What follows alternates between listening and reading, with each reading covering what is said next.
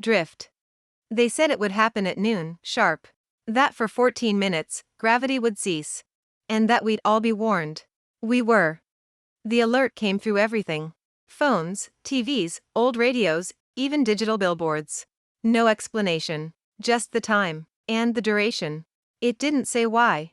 Just, 14 minutes. You'll float. Make your choices.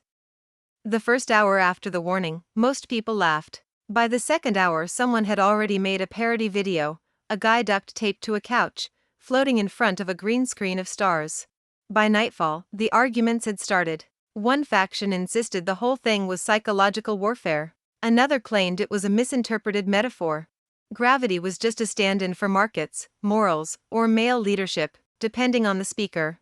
The next morning, churches opened early, lines formed outside them, but also outside sports bars and furniture stores. No one agreed what prepare meant. Some tied weights to their ankles, others got high, some got drunk and dared each other to climb things.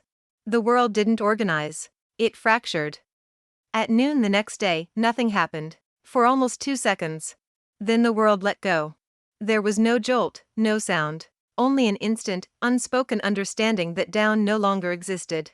Coffee lifted from mugs like rising steam. Coins slipped from pockets. Shoes peeled off slowly, like they were remembering they weren't part of us. Children rose like dandelion seeds in the wind. A man on a jog continued running, his last step pushing him upward.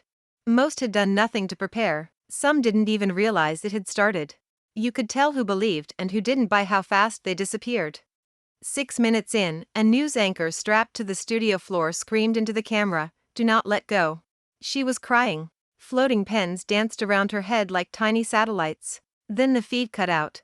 In a field somewhere in Nebraska, a girl drifted beside her horse, both of them quiet. She reached out and held onto its mane. They hovered together. In Beijing, 2 subway cars collided midair. In Berlin, a grandmother floated to her kitchen ceiling and stayed there, whispering prayers to whatever still held the ceiling in place. In Lagos, a boy used a garden hose as a tether and filmed the sky like it was a miracle. When it ended fast. Everyone dropped. Some into rivers, some onto rooftops, some into the arms of others.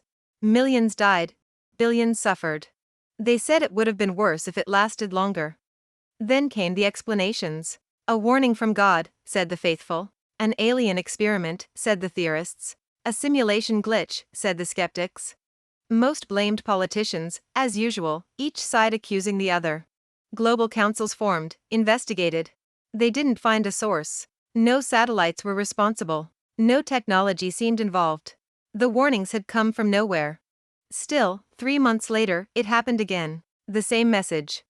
People screamed less the second time, and floated with more grace.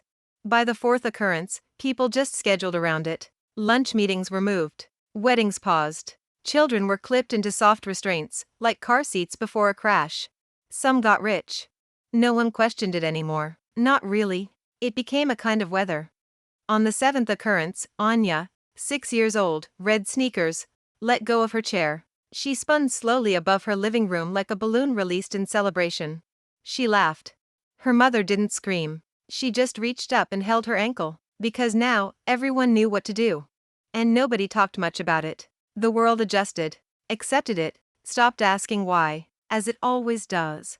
Even when the ground disappears.